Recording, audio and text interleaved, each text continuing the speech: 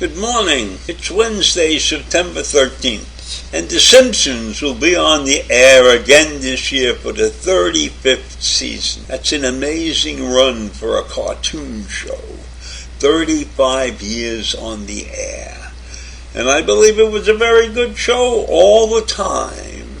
Not that I was a big watcher of the show, but that's a minor incident compared to what's going on around the world. And one of the major incidents that has happened is that North Korean leader Kim Jong-un has arrived in Russia, and he has an expected meeting with Vladimir Putin coming up. And Kim Jong-un went to Russia in his own private train, and the U.S. has urged him not to provide weapons for Moscow's war in Ukraine.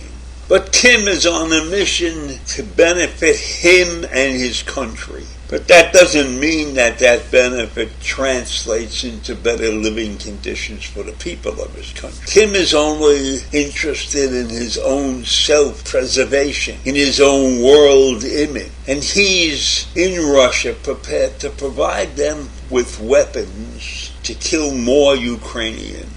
And in return for those weapons, Kim is expecting knowledge. He's expecting that the Russians will provide him with the information that he needs to progress more quickly in his ambition of becoming a true nuclear power. So he wants technology. He wants Russian technology, Russian experience, Russian knowledge to help him build more deadly weapons, to make him feel like the big man in society. Now, this meeting between Kim and Putin is expected to take place in the far eastern part of Russia.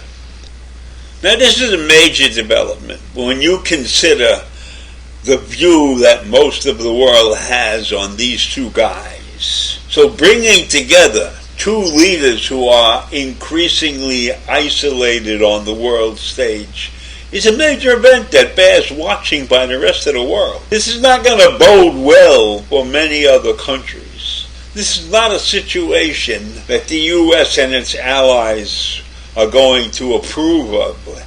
They are, I'm sure, are terrified of the results of this meeting, and I am sure that the U.S. and its allies, I don't know what they want to be called, the G7 or the G20 or whatever they're calling themselves these days, they got to be worried about the meeting between these two guys. Because when you look at the situation, Russia desperately requires fresh supplies of ammunition and shells after more than 18 months of their ridiculous special operation in the Ukraine, which has left the Russian military battered, almost smashed, but not quite to smithereens. And North Korea, which has faced years of international sanctions over its nuclear weapons program, is short of everything that they could possibly use. They don't have hard cash and they don't have food. So we have a starving population, or a population in need of a lot of things, and they are desperate for more missile technology.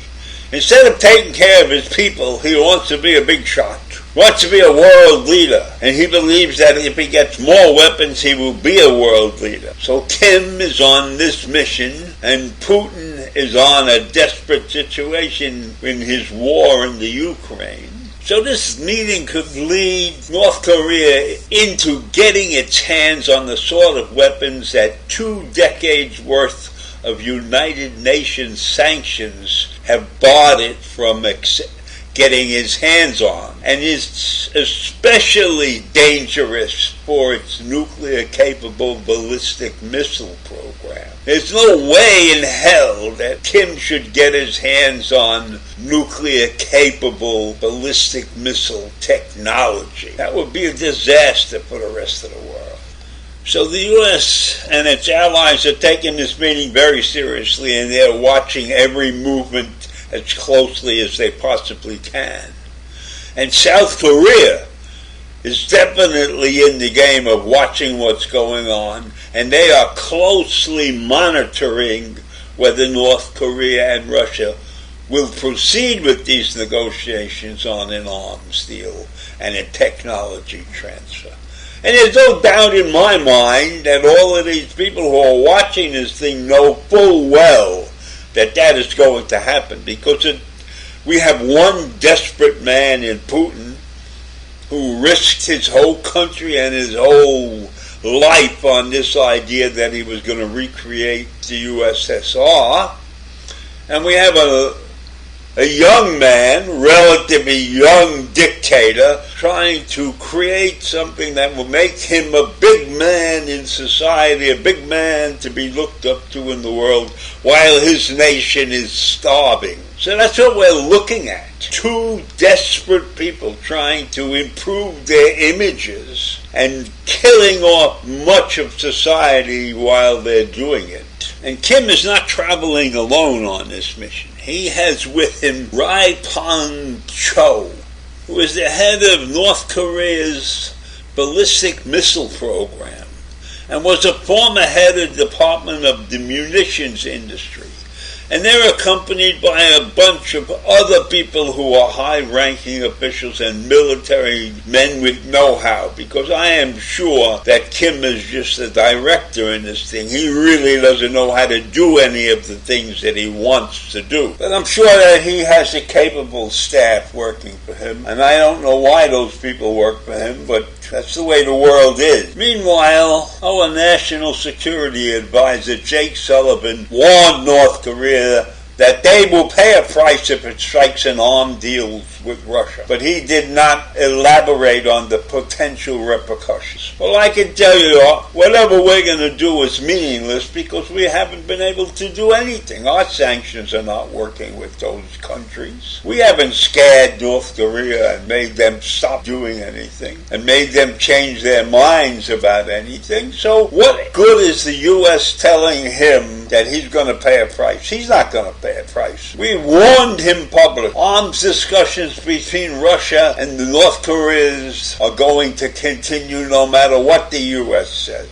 So Kim Jong went to Russia, he's gotten there, he's getting set up to go to the meeting, and who knows what's going to happen. But it ain't going to be good. It's not going to be good because Russia will probably get arms and Kim will probably get information that he's desperate to have. So I leave you with another uncontrollable situation, an uncontrollable diplomatic situation for the United States and the world. Have a great day. Bye.